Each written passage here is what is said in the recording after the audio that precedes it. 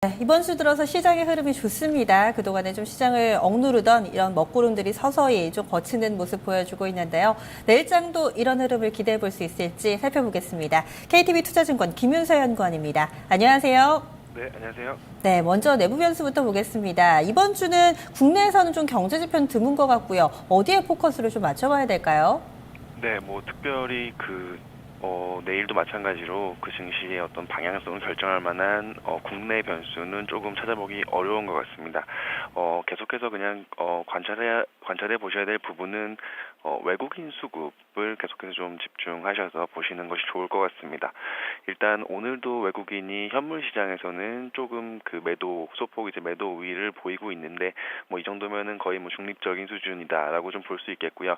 다만 이제 선물 시장에서 좀 굉장히 강한 매수세가 들어오면서 오늘 좀 그 국내 증시의 전반적인 상승 동력이 되고 있다고 판단을 하고 있습니다. 금액 기준으로는 거의 8,400억 정도 지금 현재 선물 시장에서 매수 우위를 나타내고 있는데요.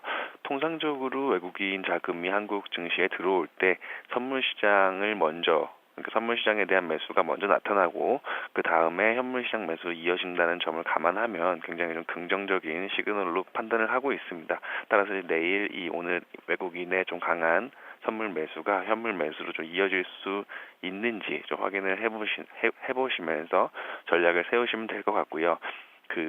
오늘 같은 장이 이제 전형적인 외국인 수급에 의해서 주도되는 장입니다. 따라서 이제 외국인 수급이 계속해서 유지된다면 오늘처럼 좀 대형 시클리컬 업종의 좀 반등세가 이어질 수 있을 거라고 보고 있고요. 추가적으로 이제 그 메르스가 더 이상 확산되지 않고 진정되는지의 여부도 계속해서 좀 확인하셔야 될 것 같습니다. 네, 선물 쪽에서 먼저 돌아오는 모습을 보였으니까 현물 쪽도 기대를 해보자라고 수급 언급해 주셨는데요. 해외 쪽에서는 계속해서 좀 경제지표 발표되더라고요. 내일은 어떤 부분을 보는 게 좋을까요? 네, 우선 어젯밤에 이제 그리스와 채권단의 협상 관련해서 불확실성이 조금 완화되면서 다시 좀 시장의 관심은 경제 지표 쪽으로 모아질 것 같습니다. 그리고 이제 경제 지표는 아시다시피 그 유동성 장세에서 유동성의 어떤 방향을 결정하는 통화 정책에 또 영향을 미치기 때문에 그런 점을 염두하셔서 계속해서 경기 지표를 보셔야 될 것 같고요. 내일은 이제 미국에서는 5월 내구재 주문 결과가 발표가 됩니다. 일단 시장 예상은 전월보다 한 1% 정도 감소할 것이라고 보고 있는데 이제 이 부분은 그 항공기 주문이 감소했기 때문에 이제 전반적으로 감소를 하는 것 같고요.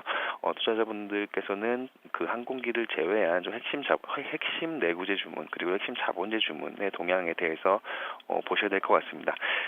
일단 6월 FOMC 회의에서 옐런 의장이 얘기한 것처럼 앞으로 미국의 그 통화 정책 방향은 전적으로 경기 지표에 달려 있다라고 얘기를 했고 이 내구재 주문 같은 경우에도 연준에서 물론 이제 고용과 물가에 이어서 그 다음으로 또 중요시 여기고 있는 지표 중에 하나입니다. 미국의 어떤 공급 능력을 가장 잘 반영하는 그런 경기 지표이기 때문에요. 이 지표가 좀 잘 나온다면 일단은 그 시장에서는 좀 긍정적으로 반응할 가능성이 높을 거라고 보고 있습니다. 그리고 이제 유럽 쪽에서는 6월 제조업 PMI가 발표가 됩니다. 제조업 PMI 지표 예상 수준은 52.2로 전월과 좀 유사한 수준에서 발표가 될 것이라고 보고 있고요.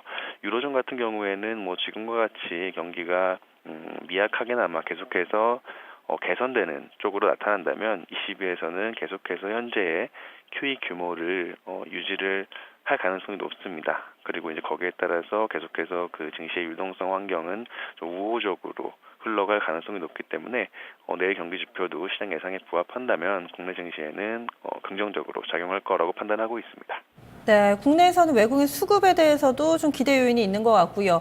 이 해외 쪽 경제 지표도 좋은 방향으로 좀 흘러가고 있지 않나라는 생각이 드는데 내일장에서는 그럼 우리 지수 그리고 전반적인 종목들 상승 흐름 이어질까요? 어떻게 보세요? 네, 앞서 말씀드렸던 대로 만약에 내일도 그렇고 이제 이번 주, 다음 주까지 해서 계속해서 좀 외국인 수급이 증시를 주도를 한다면 아무래도 중소형이나 코스닥 쪽보다는 거래소의 대형주가 좀 유리합니다.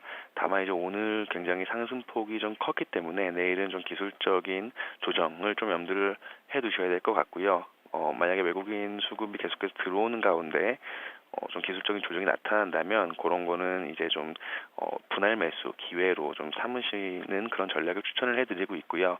계속해서 대형 업종 중에서 저희가 좋게 보는 업종은 증권, 정유, 화학 업종 좋게 보고 있습니다. 그리고 이제 그럼 대형주가 가면은 중소형을 코스닥은 팔아야 되냐라는 질문을 하실 수 있을 것 같은데 그거는 아니고요. 대형주가 가면서 이제 그동안 셌던 중소형이랑 코스닥은 조금 조정이 나타날 것 같고, 그다음에 대형주가 일정 부분 상승하면 그 뒤에 다시 시장을 주도하는 쪽은 아무래도 중소형이랑 코스닥 쪽이 될 가능성이 높습니다. 따라서 이제 작은 종목이라고 해서 파시지 마시고 조정 받을 때는 좀 기다리시다가 다시 한번 좀 상승할 때까지 기다리시는 그런 전략을 추천해드리겠습니다. 네, 말씀 고맙습니다. 네, 고맙습니다. 시장의 무게 중심이 대형주 쪽으로 약간은 좀 옮겨간 것으로 판단을 하고 있습니다. 현재 2시 50분 구간 동시호가에 진입을 했고요. 자세한 내용은 2부에서 전달해 드립니다.